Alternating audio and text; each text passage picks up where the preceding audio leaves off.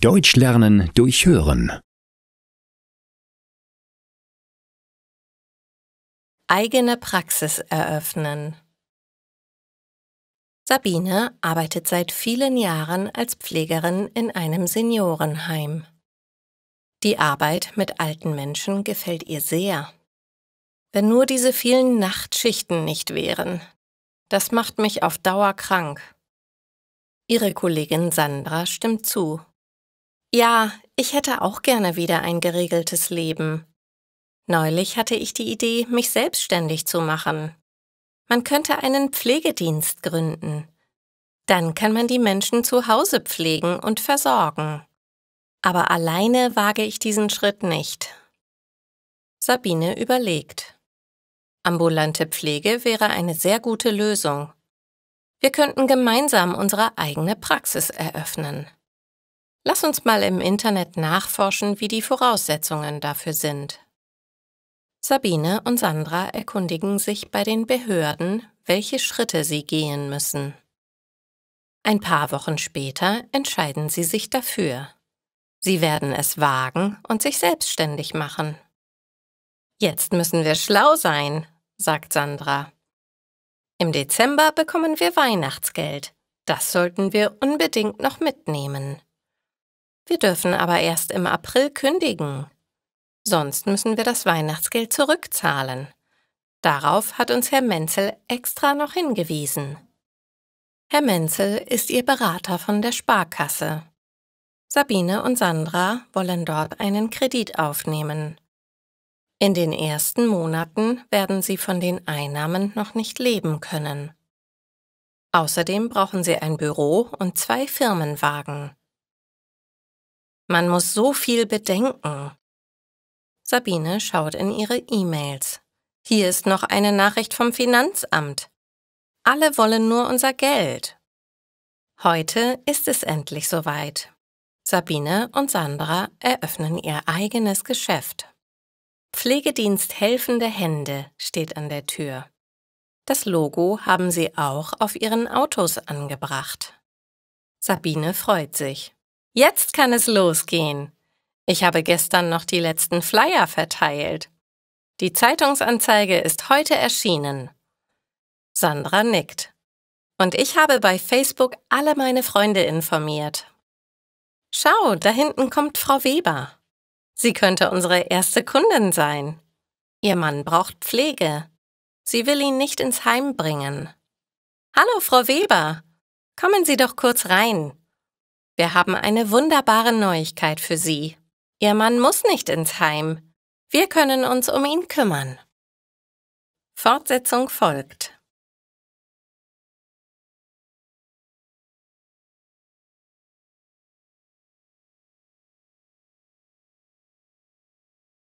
Der Pflegedienst Helfende Hände ist sehr erfolgreich angelaufen. Sabine und Sandra denken über eine Erweiterung nach. Wir könnten noch jemanden einstellen. Wir brauchen noch eine Kraft, die sich mit den Kunden beschäftigt. Sie könnte mit ihnen spielen oder basteln oder ihnen vorlesen. Sandra stimmt zu. Ja, das kommt immer zu kurz. Erinnerst du dich an Susanne? Sie hat damals bei uns im Heim die Senioren betreut. Ich könnte sie fragen, ob sie in unser Team kommen möchte. Susanne freut sich sehr über die Anfrage. Sie hat auch schon eine Idee. Ihr habt doch noch einen ungenutzten Raum bei euch im Geschäft. Ich könnte dort ein Brettspielcafé einrichten. Dort könnte ich mit den Kunden spielen und kreativ sein. So etwas war schon immer mein Traum. Die Idee gefällt allen sehr gut. Nach einem Umbau ist das Brettspielcafé eingerichtet und wartet auf die ersten Gäste. Die Spiele und Materialien hat Susanne auf dem Flohmarkt gekauft. Für den Anfang reicht das völlig. Wir müssen erst einmal abwarten, ob das Angebot angenommen wird. Aber die Sorge ist grundlos. Das Brettspielcafé wird gut besucht. Nicht nur Senioren interessieren sich für dieses Angebot. Abends kommen einige junge Menschen. Sie freuen sich über einen neuen Treffpunkt in ihrem Stadtviertel. Und nebenbei essen sie gerne die Reste vom Kuchen, die Susanne dann zum halben Preis verkauft. Tobias, der Enkel von Frau Weber, hat noch eine weitere Idee, sagt Susanne. Er will mit ein paar Freunden für uns ein großes Schachspiel bauen. Dann könnten wir bei gutem Wetter auch im Garten sitzen und spielen. Er will sogar ein Schachturnier Alt gegen Jung organisieren. Sabine freut sich. Das ist wunderbar. So kommen die Generationen zusammen. Wer weiß, was sich noch alles daraus entwickelt. Sandra lacht. Wir werden noch mehr Personal benötigen. Und Susanne, den Kuchen kannst du abends ab jetzt kostenlos abgeben. Das haben sich die jungen Leute wirklich verdient.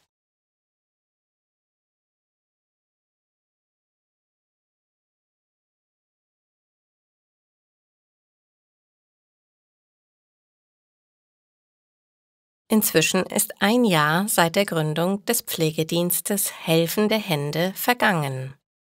Die 3 Frauen hätten niemals mit so einem großen Erfolg gerechnet. Heute erwartet sie eine große Überraschung.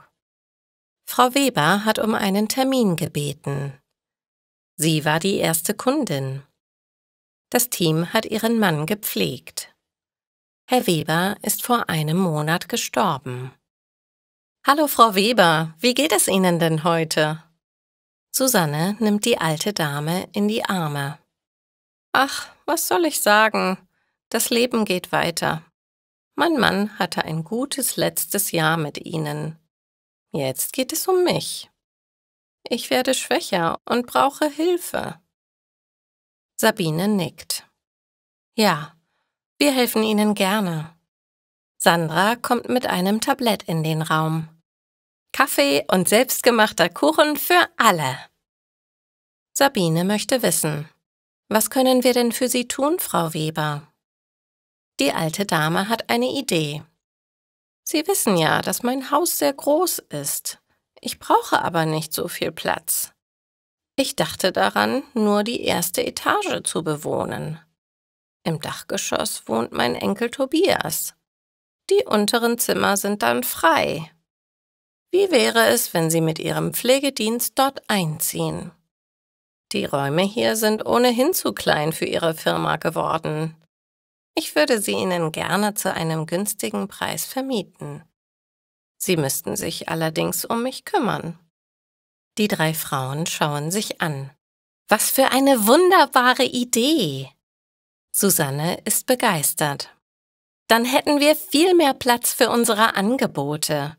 Wir könnten ein richtiges Generationenprojekt im Stadtviertel starten. Sabine nickt. Wir bekommen ganz sicher für so ein Projekt auch Zuschüsse von der Stadt. Jugendliche haben wir jetzt schon im Programm. Wir könnten auch noch Kinder mit aufnehmen und junge Mütter. Sandra trinkt einen Schluck Kaffee. Dann sagt sie, das wäre ein Traum. Ihr Tobias kann uns sicher beim Umzug und bei den Umbauten helfen. Er ist so geschickt. Außerdem kennt er sehr viele Jugendliche. Das wird ein voller Erfolg werden.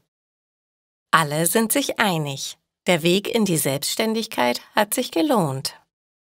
Es wird noch viele Ideen geben, um das Leben im Stadtviertel für alle Generationen schöner zu machen.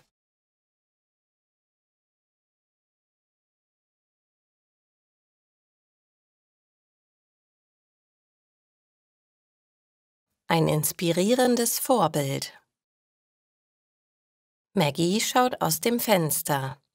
Unten auf der Straße stehen die Mülltonnen. Die alte Frau Meier kommt aus ihrem Haus. In jeder Hand trägt sie einen Müllbeutel. Vor der gelben Tonne bleibt sie stehen. Sie stellt eine Tüte auf den Boden. Dann nimmt sie aus der anderen Tüte ganz sorgfältig Stück für Stück Gegenstände heraus. Es sind Verpackungen. Sie schaut sich jedes Stück genau an.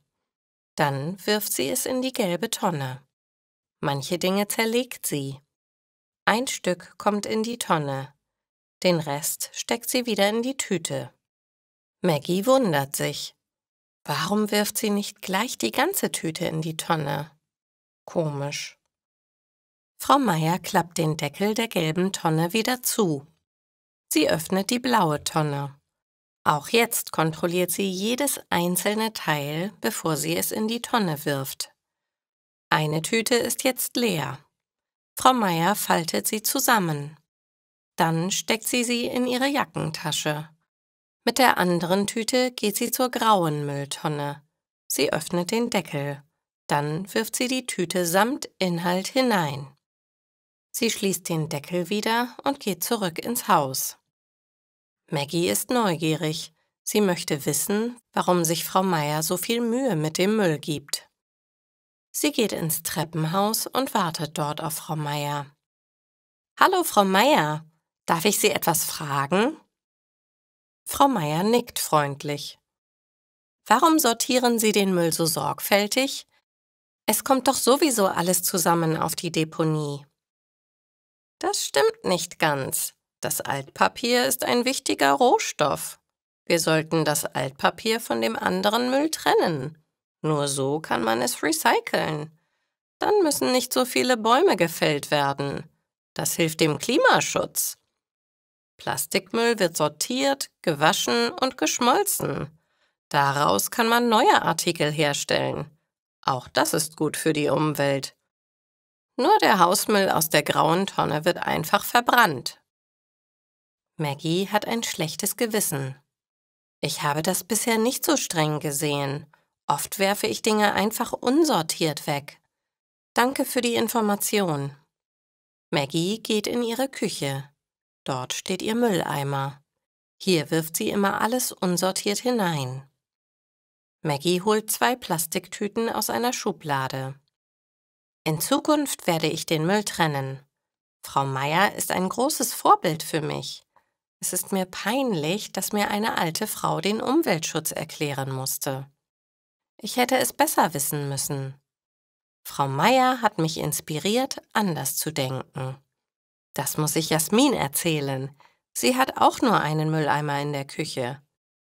Aber ich sammle hier Papier und Wertstoffe getrennt. Auf der Straße will ich den Müll nicht sortieren. Das finde ich peinlich.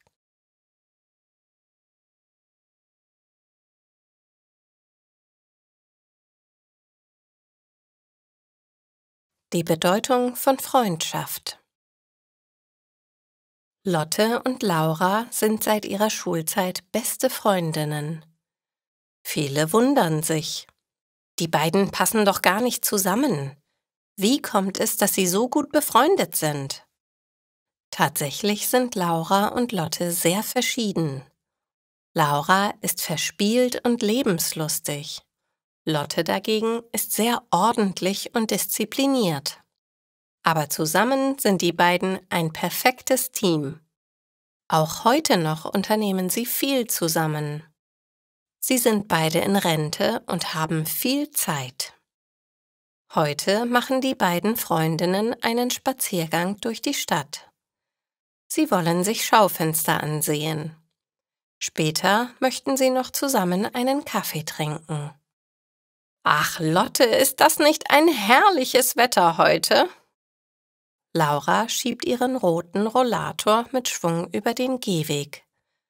Lotte kommt kaum hinterher. »Langsam, Laura, so schnell kann ich nicht. Du solltest dir auch endlich einen Rollator kaufen. Damit ist alles viel einfacher. Wollen wir mal schauen, ob wir heute noch einen für dich finden?« Aber Lotte will nicht. »Mit so einem Ding sieht man so alt aus.« Laura lacht. »Aber meine Liebe, wir sind doch alt. Da muss man sich nicht schämen.« Lotte lässt sich überreden. In einem Fachgeschäft findet sie einen Rollator, der ihr gefällt. »Ich werde diesen grauen Rollator gleich mitnehmen. Mal sehen, wie gut ich damit zurechtkomme.« Nach kurzer Zeit hat sich Lotte an den Rollator gewöhnt. »Ich muss sagen, das ist wirklich sehr praktisch.« Die beiden bummeln gemütlich durch die Stadt. Laura ist begeistert von der neuen Herbstmode. »Schau mal, das Kleid hier, ein Traum in Orange. Lotte schüttelt den Kopf. Das kann man doch in unserem Alter nicht mehr tragen. Das Graue daneben ist eher etwas für dich. Aber Laura lässt sich nicht entmutigen. Sie betreten das Geschäft. Laura probiert das Kleid an. Es passt perfekt. Ich nehme es. Ich ziehe es gleich an. Wieder schüttelt Lotte den Kopf. Oh, Laura, was sollen die Leute sagen? Laura und Lotte sind im Café angekommen. Laura sitzt stolz in ihrem neuen Kleid am Tisch. Sie genießt ihren Kaffee. Lotte fühlt sich unbehaglich. Manche Leute machen Witze über Laura. Lotte kann das deutlich hören. Am Nebentisch sagt eine junge Frau sehr laut: Unglaublich, wie die alten Frauen heutzutage herumlaufen. Die sieht ja aus wie ein Clown. Auch Laura hat das gehört. Sie wird traurig. Da steht Lotte auf und ruft: Wir hören Sie sehr gut. Wer sagt, dass wir Alten uns nur noch grau und braun anziehen dürfen? Die Zeiten sind vorbei. Unsere Generation hat die Rechte auch für Sie hart erkämpft. Sie dürften sonst heute nicht in so kurzen Röcken herumlaufen. Denken Sie mal darüber nach. Und zu Laura sagt sie: Dein Kleid ist wunderschön. Lass dich nicht ärgern. Laura lächelt. Dir gefällt mein Kleid eigentlich gar nicht, aber du stehst trotzdem hinter mir. Das ist lieb von dir. Lotte nickt. Das ist Freundschaft. Man kann verschiedener Meinung sein, aber man hält trotzdem zusammen.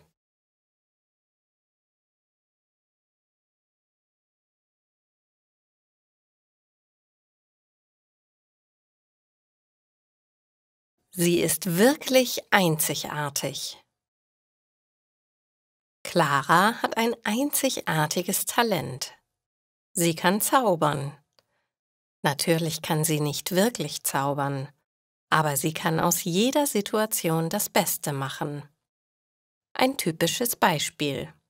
Clara will duschen, aber das Wasser bleibt kalt. Im ganzen Haus gibt es kein warmes Wasser. Clara überlegt: Ich könnte das Wasser in einem Topf auf dem Herd kochen. Dann mische ich es in einem Eimer mit etwas kaltem Wasser. Dann habe ich lauwarmes Wasser zum Waschen. Als Clara den Eimer ins Badezimmer trägt, rutscht sie auf einem Socken aus. Das Wasser läuft auf den Boden. Zuerst ärgert sich Clara.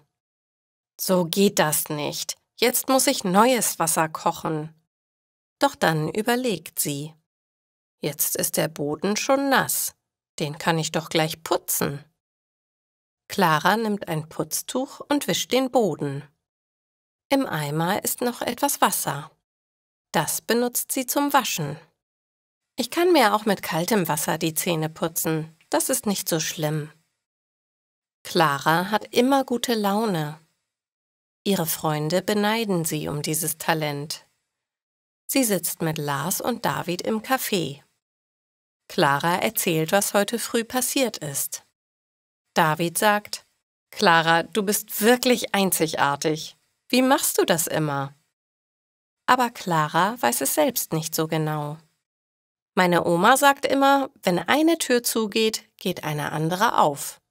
Ich musste schon lange das Badezimmer putzen, aber ich hatte nie Lust dazu. Heute hat mich der Unfall mit dem Wasser dazu gezwungen. Sie lacht.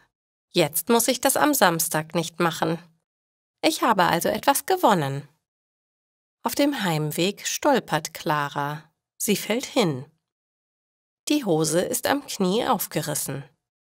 So ein Mist! Die Hose war ganz neu. Jetzt habe ich einen Riss. Das ist ärgerlich. Langsam geht Clara nach Hause. Da kommt ihr eine Idee. Zu Hause nimmt sie ihre Schere. Sie schneidet noch ein paar Löcher in die Hose. Dann lacht sie. Jetzt habe ich eine Designer-Jeans.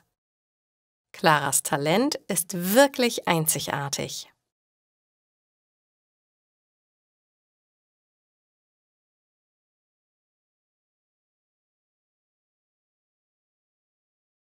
Gartenjäten.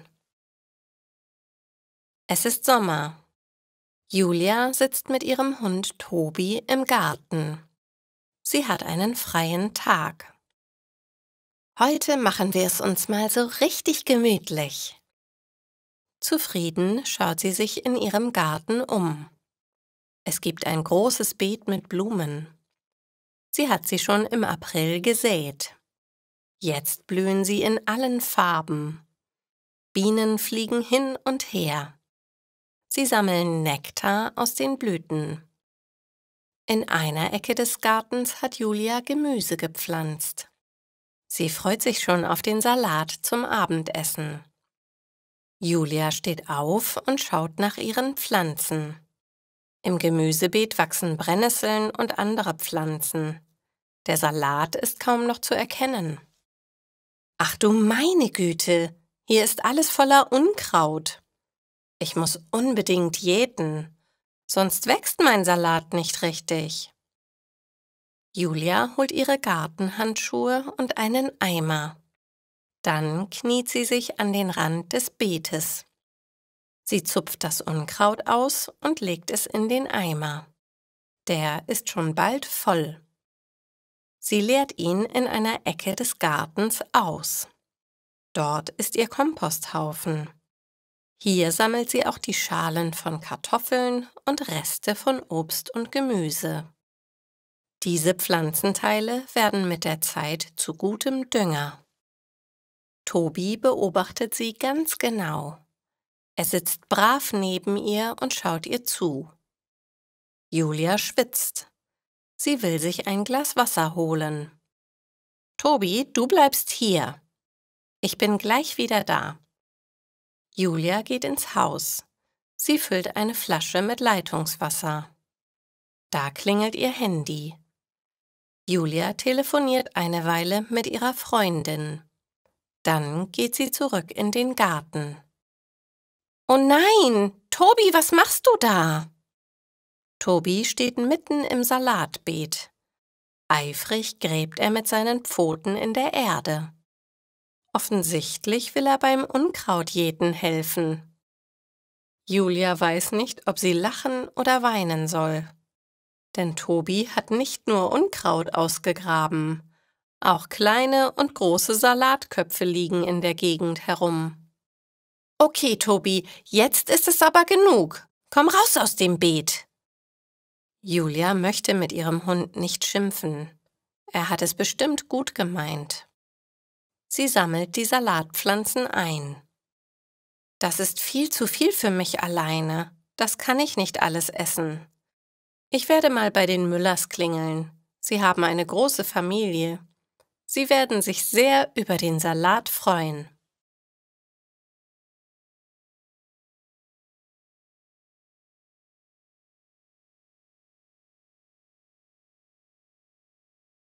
Diebstahl im Park.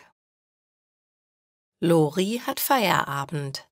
Sie möchte noch ein bisschen frische Luft schnappen und wählt den Umweg über den Stadtpark, um nach Hause zu kommen. Hier ist nachmittags immer viel los. Jogger, Spaziergänger, Mütter mit Kindern und Leute, die ihre Hunde ausführen. Lori genießt den Trubel. Er hilft ihr, den Arbeitstag hinter sich zu lassen und sich zu entspannen. Heute ist es windig. Lori schlägt den Kragen ihres Mantels hoch und steckt die Hände in die Taschen. Es ist zu kalt, um sich auf eine der Parkbänke zu setzen. Deshalb beschließt sie, noch einmal um den kleinen See zu gehen. Sie hat Zeit. Zu Hause wartet niemand auf sie. Plötzlich hört sie jemanden rufen. »Hilfe! Haltet den Dieb! Der Mann hat meine Tasche gestohlen!« Lori schaut sich um und sieht einen Mann mit einer roten Handtasche unter dem Arm in ihre Richtung rennen. Sie überlegt nicht lange und versucht, ihn zu fangen. Sie hat ihn fast erreicht, als sie über einen Stein stolpert und der Länge nach auf den Weg fällt. »Mist! Fast hätte ich ihn erwischt!« Lori ärgert sich. Aus der Ferne hört sie Hundegebell und Geschrei. Sie steht auf und sieht, dass der Dieb von einem großen braunen Hund angegriffen wird. »Das ist der Hasso von meinem Nachbarn Jörg. Gut gemacht, Hasso!« Hasso ist ein Polizeihund, der darauf trainiert ist, flüchtige Verbrecher zu fangen. Wie sie sieht, hat Jörg die Situation bereits im Griff. Inzwischen ist auch die Frau, der die Tasche gestohlen wurde, bei Lori angekommen. »Machen Sie sich keine Sorgen. Da hinten ist mein Nachbar mit seinem Hund. Schauen Sie mal, er hat den Dieb schon geschnappt und Sie bekommen Ihre Handtasche gleich wieder. Sie sind schon auf dem Weg zu uns.« Lori winkt Jörg zu. Die Frau ist noch ganz nervös. »In der Tasche ist mein Geldbeutel mit meinen Kreditkarten und meinem Personalausweis. Die Hausschlüssel sind auch drin. Meine Güte, was für ein Glück, dass der Hund den Dieb geschnappt hat.« Jetzt hat Jörg die beiden Frauen erreicht. »So, hier ist Ihre Tasche wieder. Der Dieb wird gleich von 2 Kollegen abgeholt und zur Polizeiwache gebracht.« Die Frau bedankt sich. »Sie haben wirklich einen tollen Hund, der eine Belohnung bekommen muss. Jetzt habe ich ja mein Geld wieder zurückbekommen. Wissen Sie was? Ich lade Sie beide und den Hund zu einer Currywurst ein. Der Imbiss am See ist noch offen.« Hasso spitzt die Ohren. Er hat genau verstanden, worum es geht und zieht sein Herrchen bereits in die richtige Richtung. »Ein schlauer Hund«, sagt Lori und freut sich über den aufregenden Feierabend. Ihren anstrengenden Arbeitstag hat sie jetzt vollständig vergessen.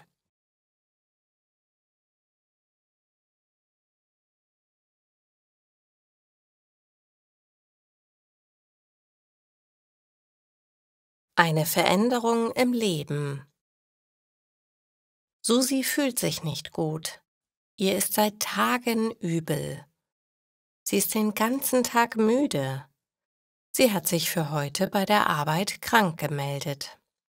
»So kann ich nicht arbeiten. Ich muss zum Arzt gehen. Mit mir stimmt etwas nicht.« Zum Glück kann sie gleich heute zu ihrem Hausarzt gehen. Der untersucht sie gründlich. Es wird Blut abgenommen. Auch eine Urinprobe muss Susi abgeben. »Wir wollen mal sehen, was mit Ihnen nicht stimmt. Bitte warten Sie einen Moment im Wartezimmer. Unser kleines Labor kann den Urin gleich hier untersuchen. Das Blut müssen wir in ein anderes Labor schicken. Das dauert ein paar Tage.« Susi wartet eine halbe Stunde. Dann wird sie erneut zum Arzt gerufen. Der lächelt sie an. »Frau Schön, ich habe gute Nachrichten für Sie. Ihre Übelkeit ist ganz normal. Wir haben einen Test mit Ihrem Urin gemacht. Sie sind nicht krank. Sie sind schwanger. Herzlichen Glückwunsch.« Susi ist verwirrt. Schwanger? Damit hat sie nicht gerechnet. Oh, das kommt etwas überraschend und sehr ungünstig. Ich habe mich gerade von meinem Freund getrennt. Der Arzt beruhigt sie. »Gehen Sie erst einmal nach Hause und ruhen Sie sich aus. Dann machen Sie einen Termin beim Frauenarzt. Der kann Ihnen sagen, wie weit die Schwangerschaft schon ist. Er kann Sie auch über Hilfen für alleinstehende Mütter beraten.« Susi erfährt vom Frauenarzt, dass sie in der 7. Woche ist. Die Übelkeit sollte bald vorbei sein. Mit der Müdigkeit müssen sie leben. Die Schwangerschaft kostet viel Kraft. Leider muss ich Ihnen ein Arbeitsverbot ausstellen. Susi wundert sich. Ich bin doch nicht krank, ich kann arbeiten. Aber der Frauenarzt erklärt ihr, während der Schwangerschaft dürfen Sie nicht als Altenpflegerin arbeiten, so steht es im Gesetz. Vielleicht kann Ihr Arbeitgeber Sie in dieser Zeit im Büro einsetzen. Fragen Sie ihn doch. Den Lohn muss er Ihnen auf jeden Fall zahlen. Susi nickt. Ich werde mit meinem Chef sprechen. Das ist eine große Veränderung in meinem Leben. Vieles erwartet mich. Aber ich habe ja noch ein paar Monate Zeit, um alles zu organisieren. Und irgendwie freue ich mich schon auf meinen neuen Lebensabschnitt.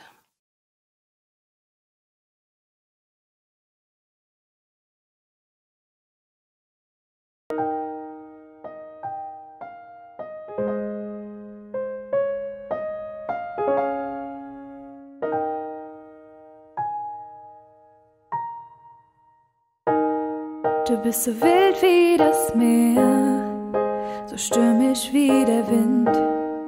Du bist einfach unglaublich und manchmal wie ein Kind. Du bist wie ein Regenbogen, so facettenreich. Manchmal wie Blitz und Donner und an der Sonne gleich. Das bist du, das bist immer wieder du. Das bist du, du bist ohne Rast und Ruhe. Das bist du, jetzt mein Leben so in Schwung. Das bist du,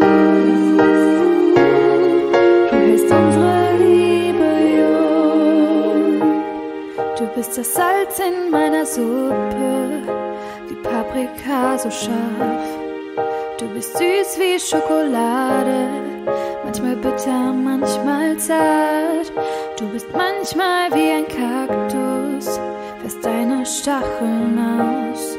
Doch auch das lieb ich an dir, denn das macht dich eben aus. Das bist du, das bist immer wieder du. Das bist du, du bist ohne Rast und Ruhe. Das bist du, jetzt mein Leben so in Schwung. Das bist du,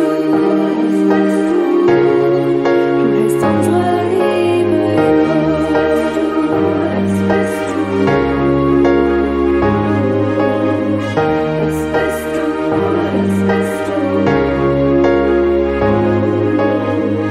das bist du,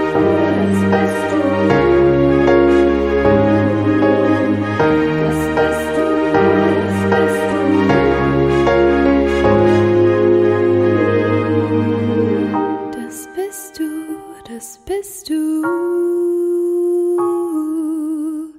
das bist du, das bist du.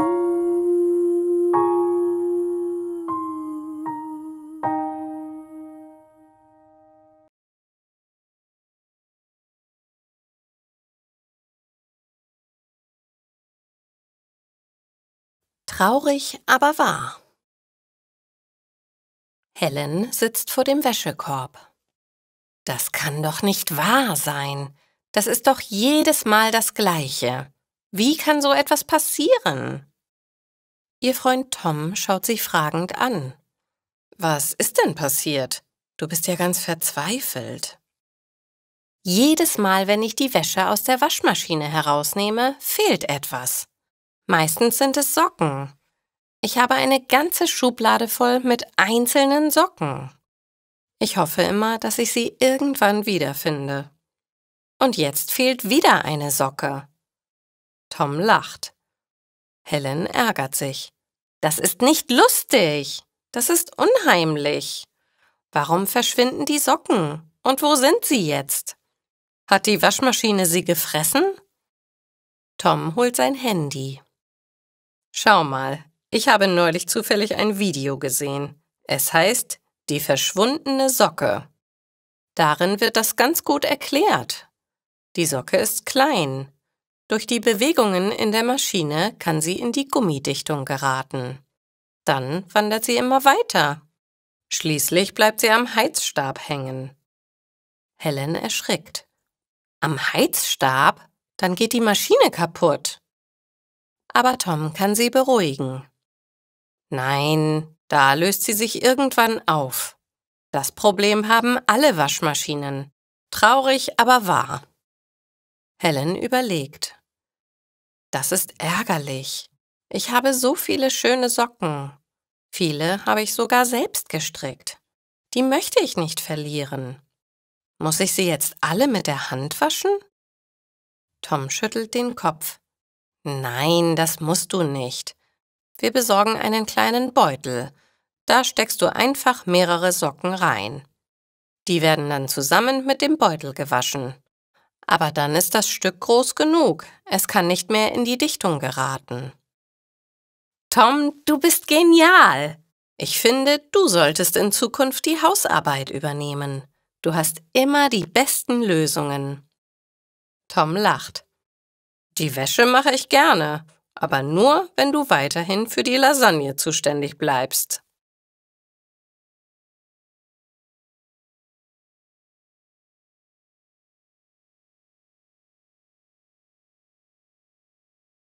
Das kann doch nicht wahr sein. Lisa will einkaufen gehen. Sie fährt mit dem Fahrrad zum Supermarkt. Sie stellt das Fahrrad an den Fahrradständer. Heute muss ich einiges besorgen. Am besten nehme ich einen Einkaufswagen mit. Lisa sucht in ihrer Jackentasche nach einer Münze für den Einkaufswagen. Wo ist denn der Euro? Den hatte ich doch gestern noch in der Tasche. Das kann doch nicht wahr sein. Doch der Euro bleibt verschwunden. Lisa ist verärgert. Sie hat nie Bargeld dabei. Sie bezahlt alles mit der EC-Karte. Nur für den Einkaufswagen hat sie immer eine Euromünze dabei. Nur heute nicht. Na gut, dann nehme ich eben den Einkaufskorb. Dafür muss man kein Pfand bezahlen. Lisa schlendert durch die Gänge im Supermarkt. Ihr Einkaufskorb füllt sich mit Waren. Meine Güte, das ist schwer. Ein Wagen wäre praktischer gewesen. An der Kasse legt Lisa alle Einkäufe auf das Laufband. Ich glaube, meine Tasche ist zu klein für die vielen Sachen. Ich muss noch eine Tasche kaufen. Lisa kauft eine weitere Papiertüte. Als Lisa aus dem Laden kommt, findet sie ihr Fahrrad nicht mehr. Das kann doch nicht wahr sein! Jemand hat mein Fahrrad gestohlen! Lisa muss den Heimweg zu Fuß gehen. Das ist ärgerlich, denn sie muss einen steilen Berg hinauf zu ihrer Wohnung. Die Tüten sind viel zu schwer zum Tragen. Und jetzt fängt es auch noch an zu regnen. Meine Frisur ist ruiniert. Das ist absolut ärgerlich. Doch der Regen ruiniert nicht nur Lisas Frisur. Er weicht auch die Papiertüte auf, in der Lisa ihre Einkäufe transportiert. Dosen mit Gemüse und 2 Plastikflaschen mit Saft fallen durch einen Riss in der Tüte auf die Straße. Sie rollen wieder den Berg hinunter. Das kann doch nicht wahr sein. So viel Pech an einem einzigen Tag? Das gibt's doch gar nicht. Lisa stellt die nutzlose Papiertüte auf dem Gehweg ab. Dann holt sie die Dosen und Flaschen zurück. Plötzlich hält ein Auto neben ihr. »Ja, hallo, Frau Nachbarin. Brauchen Sie Hilfe?« Der nette Mann von nebenan wartet gar nicht erst auf Lisas Antwort. Er steigt aus und hilft Lisa, ihre Einkäufe in den Kofferraum zu packen. »Vielen Dank, Sie haben mich gerettet. Ich dachte schon, der Tag wäre für mich gelaufen. Kommen Sie doch noch auf eine Tasse Kaffee mit hinein. Den haben wir uns jetzt wirklich verdient.«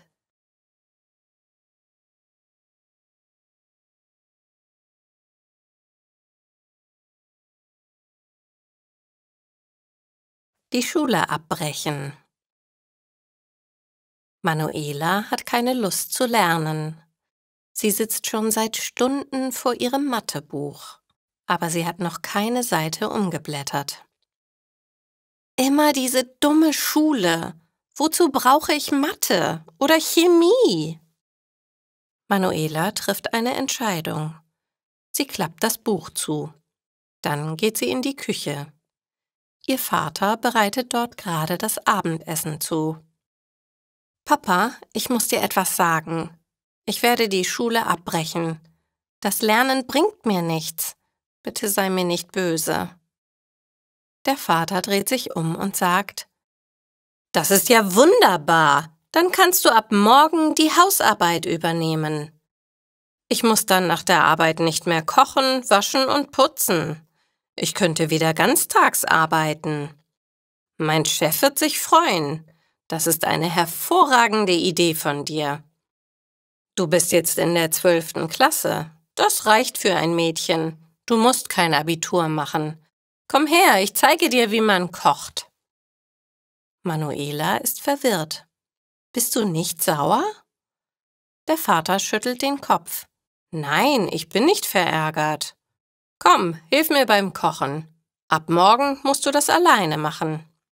Ach ja, und nachher musst du noch die Wäsche bügeln. Morgen muss das Wohnzimmer gesaugt werden. Manuela kann sich nicht so richtig freuen. Ich muss den ganzen Haushalt allein erledigen? Der Vater nickt. Natürlich, du hast ja Zeit. Bisher habe ich immer alles gemacht. Ich wollte dich schonen, du musstest lernen. Aber jetzt ändert sich alles. Ich bin so glücklich. Damit hat Manuela nicht gerechnet. Sie hilft ihrem Vater in der Küche. Anschließend räumt sie die Küche auf. Ihr Vater ruft aus dem Wohnzimmer: Denkst du bitte an die Wäsche? Die musst du heute noch bügeln. Hast du heute schon abgewaschen? Manuela geht in ihr Zimmer. So hatte sie sich das nicht vorgestellt. Sie streichelt ihr Mathebuch. Dann trifft sie eine neue Entscheidung. Sie geht zu ihrem Vater ins Wohnzimmer. Dort liegt er gemütlich auf dem Sofa. Papa, ich möchte lieber in der Schule bleiben. Sei nicht böse. Der Vater lacht. Er nimmt Manuela in die Arme. Das ist ja wunderbar. Wenn ich vorhin geschimpft hätte, hätten wir uns gestritten. Mir ist es wichtig, dass du selbst entscheidest. Du siehst doch, wie langweilig Hausaufgaben sind. Mach doch Abitur, das ist viel spannender. Ich gehe jetzt die Wäsche bügeln und du gehst wieder an dein Mathebuch.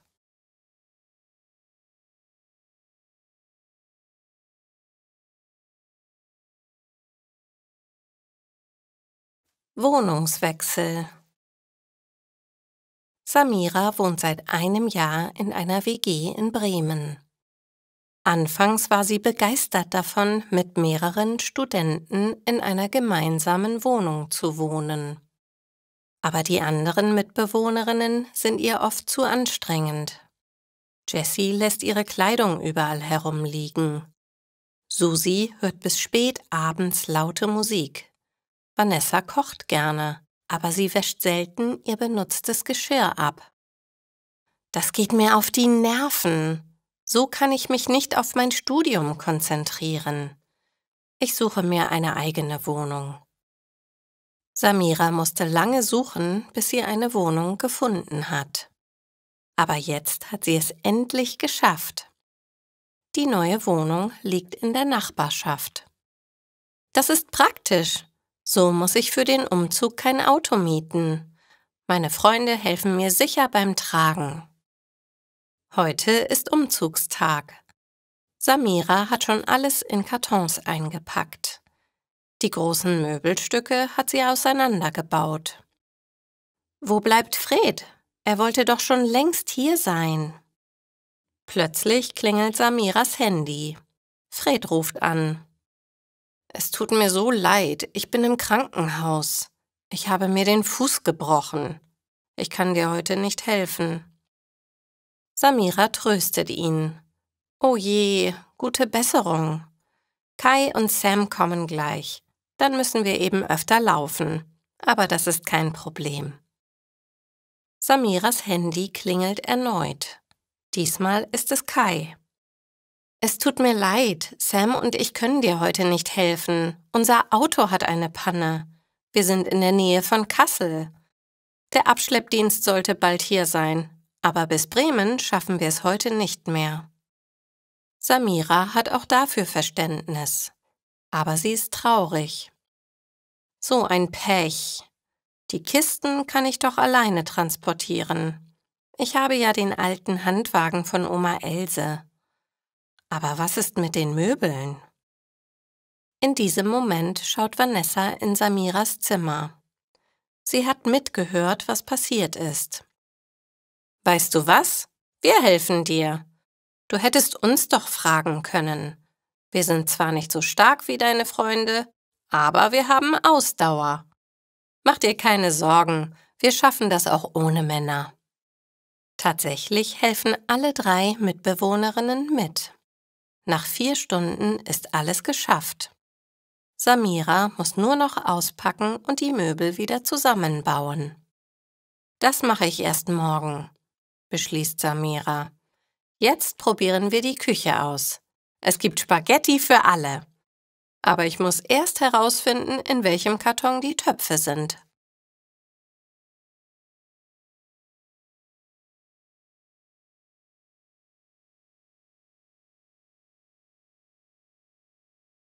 Eine Fahrt mit dem Heißluftballon. Ben schaut zum Himmel. Schau mal, Luisa, dort oben sind Heißluftballons. Luisa sieht ebenfalls nach oben. Oh, wie schön! Es muss herrlich sein, in den Wolken zu schweben. Ich würde so gerne auch einmal mit einem Ballon fahren. Ben nickt. Ja, das wäre schön. Und er hat eine Idee. Luisa hat bald Geburtstag. Er wird ihr eine solche Fahrt schenken. Endlich ist es soweit. Die Agentur der Ballonfahrten hat gestern angerufen. Heute kann die gebuchte Fahrt stattfinden. Ben und Luisa sind beim Treffpunkt angekommen. Auf einer großen Wiese stehen mehrere große Körbe. An den Körben sind schon die Ballons befestigt. Noch sind sie mit Gewichten verbunden, damit sie nicht abheben können. Luisa kann es kaum erwarten. Sie ist aufgeregt. Wann können wir endlich einsteigen? Ich möchte die herrliche Ruhe am Himmel genießen. Jetzt kommt der Fahrer und bittet die Gruppe, in den Korb zu steigen. 10 Passagiere passen in den Korb. Es ist eine gemischte Gruppe. Eine Familie mit 2 Kindern, Luisa und Ben und 4 ältere Frauen. Jeder bekommt seinen Platz zugewiesen und kann sich am Rand festhalten. Dann geht es los. In der Mitte des Korbes befindet sich ein Gasbrenner. Der sieht aus wie bei unserem Kochherd, nur viel größer. Eine der Damen lacht nervös. Der Fahrer betätigt ein Ventil. Mit einem lauten Fauchen schießt ein Feuerstrahl in die Höhe. Luisa erschrickt. Das ist aber laut. Die Gewichte werden gelöst und der Ballon steigt in die Höhe. Wieder und wieder wird ein Feuerstrahl in die Höhe geschossen. Der Fahrer erklärt: Die Luft in dem Ballon wird erhitzt. Heiße Luft ist leichter als kalte. Dadurch steigt der Ballon nach oben. Wir müssen die Luft immer wieder nachheizen, sonst würden wir sinken. Luisa will wissen, wie der Ballon gelenkt wird. Das macht der Wind. Wir müssen uns treiben lassen. Luisa genießt die Aussicht von hier oben sehr. Aber die Lautstärke des Brenners gefällt ihr gar nicht. Ich hatte mir das viel romantischer vorgestellt. Ben schaut dem Fahrer genau zu. Ihn stört der Lärm nicht. Er würde gerne stundenlang hier oben bleiben. Und morgen würde er sofort wieder starten wollen. Aber eine Ballonfahrt ist sehr teuer. Ich glaube, ich werde einen Ballonführerschein machen, beschließt er. Dann kann ich als Fahrer arbeiten und bin jeden Tag hier oben, kostenlos. Luisa lacht. Und mich nimmst du bitte mit? Ich besorge mir allerdings Ohrenschützer, denn es ist mir hier wirklich viel zu laut.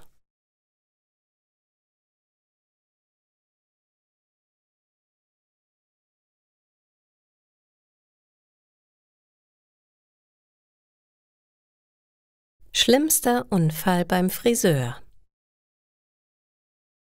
Karin steht vor ihrem Spiegel. »Ich sehe schrecklich aus«, sagt sie zu sich selbst. »So kann das nicht bleiben. Ich muss unbedingt zum Friseur.« Es ist nicht einfach, einen Termin zu bekommen. Karin muss viele Friseure anrufen. Endlich hat sie Glück. Im Salon Eva ist heute noch etwas frei. Salon Eva ist ein kleiner Friseurladen in einer Nebenstraße. Karin betritt das Geschäft. Frau Eva ist ungefähr 60 Jahre alt. Ihre roten Haare sind sehr auffällig. Karin ist unsicher. Ist sie hier an der richtigen Adresse? Frau Eva schaut sich Karins Haare an.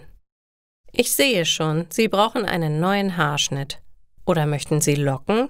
Oder lieber eine andere Haarfarbe?« Karin hat sich noch nicht entschieden. »Ich weiß es nicht. Mir gefällt diese Frisur einfach nicht mehr.« Frau Eva freut sich. »Lassen Sie mich nur machen. Ich bin sehr kreativ. Als erstes waschen wir die Haare.« Karin setzt ihre Brille ab. Sie muss der Friseurin jetzt vertrauen. Frau Eva wäscht Karin die Haare. »So schöne lange Haare habe ich seit Ewigkeiten nicht mehr gesehen. Da würde ich nichts abschneiden. Ich werde nur die Spitzen etwas korrigieren. Was halten Sie von blonden Strähnchen?« Karin ist einverstanden. Frau Eva trägt die Blondierung auf. Das muss jetzt 30 Minuten einwirken. Entspannen Sie sich einfach. Karin schließt die Augen. Sie will ein kurzes Schläfchen machen. Karin wacht aus ihrem Schlaf auf. Ihre Kopfhaut brennt. Sie schaut auf die Uhr. Die Chemikalie ist schon seit 2 Stunden auf ihrem Kopf. »Frau Eva!« Karin ruft nach der Friseurin. Sie sitzt im Büro und telefoniert. Frau Eva eilt herbei. »Ach du meine Güte! Oh je, oh je!« Karin ahnt, dass etwas nicht stimmt. Frau Eva spült die Haare mit Wasser aus. Dabei murmelt sie. »Oh je, oh je!« Karin hat ein seltsames Gefühl auf dem Kopf. Das Brennen hat aufgehört. Aber alles fühlt sich plötzlich kalt an. Frau Eva ist verzweifelt. »Das tut mir so leid, das ist mir noch nie passiert.« Karin schaut in den Spiegel. »Nein, das darf nicht wahr sein. Wo sind meine Haare?« Die Flüssigkeit hat zu lange eingewirkt. Die Haare sind abgebrochen. Das tut mir so leid. Karin ist schockiert. Sie kann nichts sagen. Plötzlich versucht jemand, Karin aufzuwecken. »Frau Karin, bitte aufwachen!« Karin wacht auf. Frau Eva steht vor ihr und lächelt freundlich. Sie müssen etwas Schlimmes geträumt haben. Sie haben gestöhnt. Jetzt muss ich aber Ihre Haare ausspülen. Die Farbe darf nicht zu lange einwirken. Eva ist erleichtert. »Ja, ich weiß. Bitte spülen Sie alles gründlich aus.«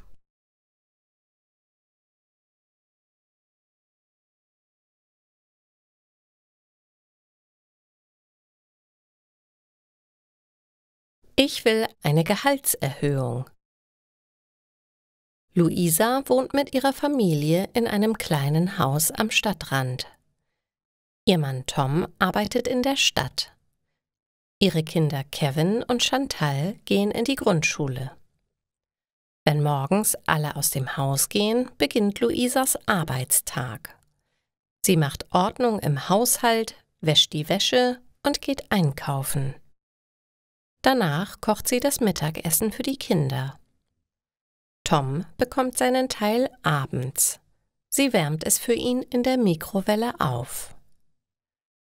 Nach dem Mittagessen hilft Luisa ihren Kindern bei den Hausaufgaben. Anschließend geht sie mit ihnen auf den Spielplatz. Mittwochs bringt sie Chantal zum Reiten. Donnerstags fährt sie Kevin zum Fußballtraining. Luisa hat einen Vollzeitjob.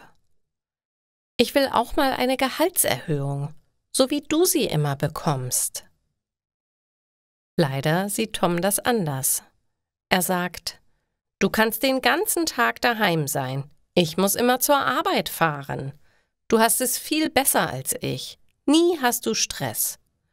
Und du bekommst sogar Taschengeld von mir.« Luisa lacht. »Glaube mir, wenn du meinen Job machen müsstest, würdest du selber eine Gehaltserhöhung fordern.« Tom glaubt ihr nicht. Luisa schlägt ihm vor, sie eine Woche lang im Haushalt zu vertreten. Sie selber wird in dieser Zeit ihre kranke Mutter besuchen.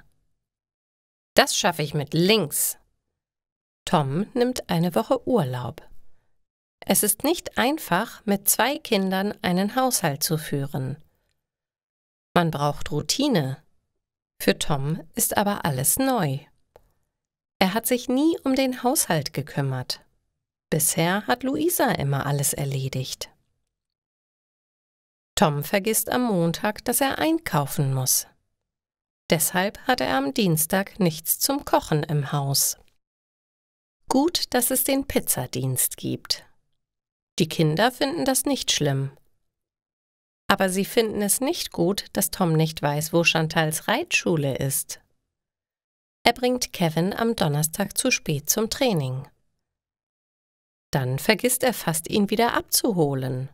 Tom ist völlig überfordert. Als Luisa am Sonntagabend wieder nach Hause kommt, ist Tom überglücklich. »Du hast recht, Luisa.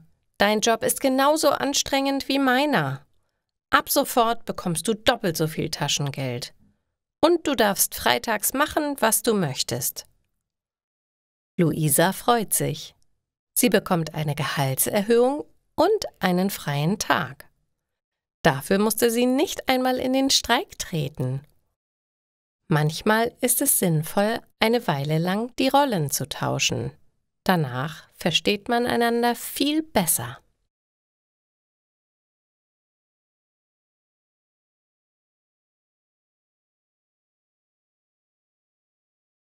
Den Faden verlieren.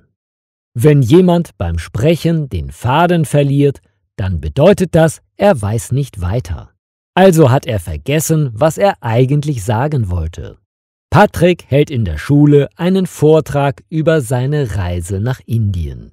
Er wird aber ständig von den Zuhörern unterbrochen und ist jetzt ganz durcheinander. Also hat er vergessen, was er eigentlich sagen wollte. Dann sagt er: sorry, ich habe leider den Faden verloren.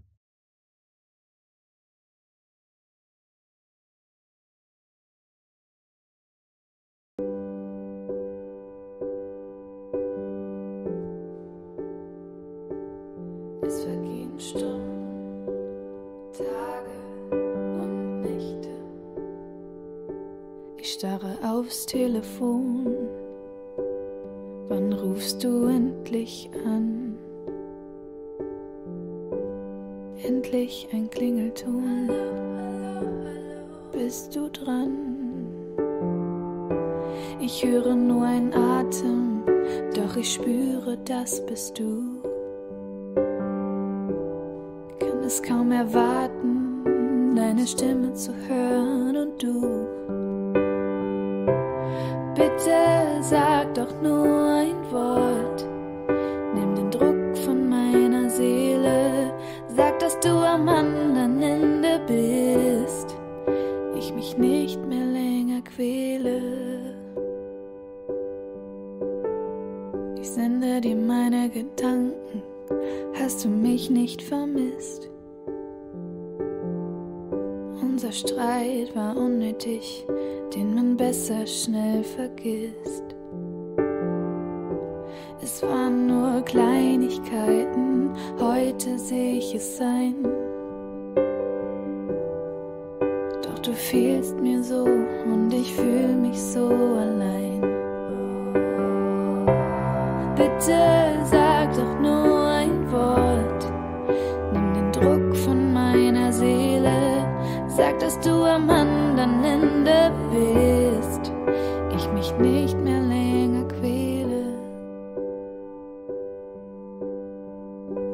Hallo, hallo, bist du noch dran? Sag doch ein Wort, ich glaub fest daran, dass es einen Weg gibt für uns zwei und unsere Liebe ist noch nicht vorbei. Bitte sag doch nur ein Wort, nimm den Druck von meiner Seele. Sag, dass du am anderen Ende bist, ich mich nicht mehr länger quäle. Bitte sag doch nur ein Wort, nimm den Druck von meiner Seele. Sag, dass du am anderen Ende bist und ich mich nicht mehr länger quäle, mich nicht mehr länger quäle. Hallo, hallo, bist du noch dran? Melde dich doch. Hallo, hallo, ruf doch noch mal an.